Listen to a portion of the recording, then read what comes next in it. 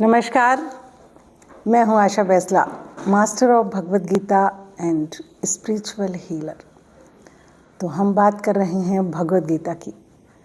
भगवद गीता में प्रथम अध्याय में हमारे 19 श्लोक कंप्लीट हो चुके हैं और आज 20वां श्लोक हम डिस्कस करेंगे। मैं उम्मीद करती हूँ आप सभी ये वीडियोस पूरी देख रहे होंगे, क्योंकि भगवद गीता एक दिव्य ग्रंथ है जिससे हमें समझ आती है जीवन जीने की, कि जीवन को हमें कैसे जीना चाहिए। दोनों सेना आमने सामने खड़ी हुई हैं और युद्ध की तैयारी चल रही है। तैयारी नहीं, एकदम तैयार ही हैं सभी लोग। और अर्जुन ने व्यवस्थित रूप से जब देखा है धार्तराष्ट्र नाम की उन लोगों की सेनाओं को जो कि अन्यायपूर्वक राज्य को हड़पना चाहते हैं, उसकी जब सेना को देखा है अर्जुन ने, दुर्योधन को और उनके सहयोगियों को, और उनको एक नज़र सब पे डाली है कि कैसे इंसान अन्याय का साथ देता है। बहुत कम लोगों में हिम्मत होती है न्याय का साथ देने की, लेकिन उसने देखा कि ज़्यादातर सभी लोग अन्याय का साथ देने वाले हैं। एक बार उनको देखा, व्यवस्थित दृष्टा उसकी जो व्यवस्थित सेना को देखा, इतनी बड़ी सेना को देखा अर्जुन ने।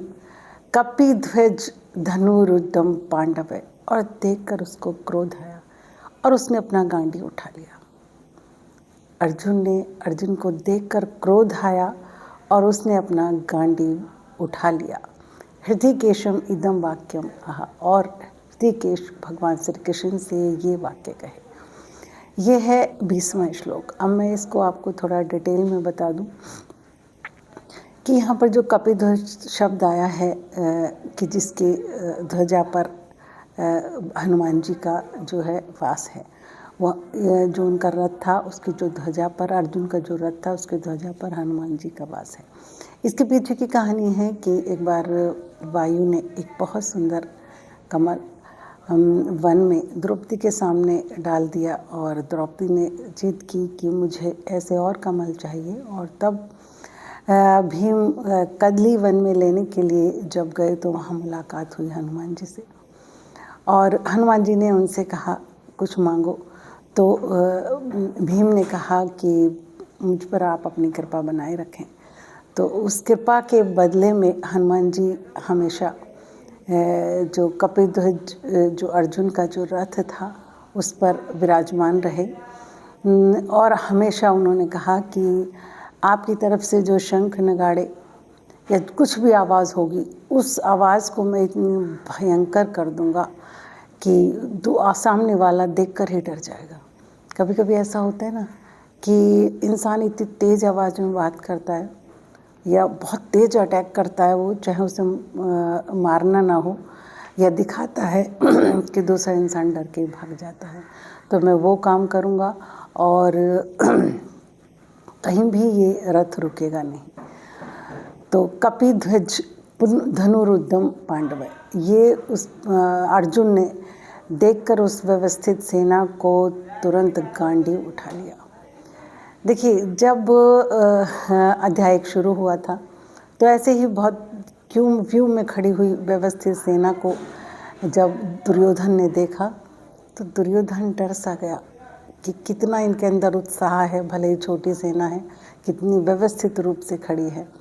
डर गया और सीधा द्रोणाचार्य के पास गया और उसने जो बातें कही कि देखिए, ये आपके शिष्य आपसे लड़ने आ रहे हैं, द्रौपद आपसे राजा द्रौपद बदला लेने आ रहा है।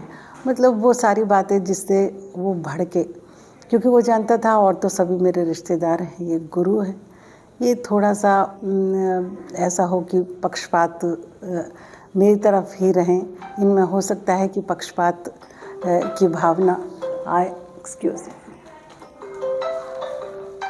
Okay sorry.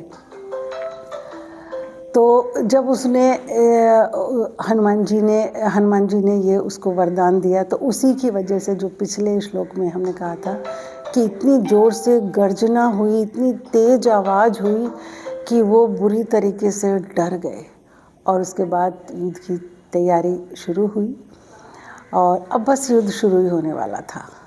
अब देर नहीं, लेकिन जब हाँ, मैं कह रही थी कि वो तो देखकर डर गया, लेकिन क्रोध आ गया। अर्जुन को देख, दुर्योधन तो देख कर डर गया था इनकी सेना को, इतनी व्यवस्थित, लेकिन व्यवस्थित सेना को देखकर अर्जुन को क्रोध आया और उसने अपना गांडी उठा लिया। और उस वक्त वो क्रोध में था, जिस वक्त वो उसने देखा युद्ध शुरू होने से पहले एकदम क्रोध आया और उसने भगवान श्री कृष्ण से हृदयकेशम हृदयम वाक्यमः ये वाक्य कहे। क्या कहा उसने?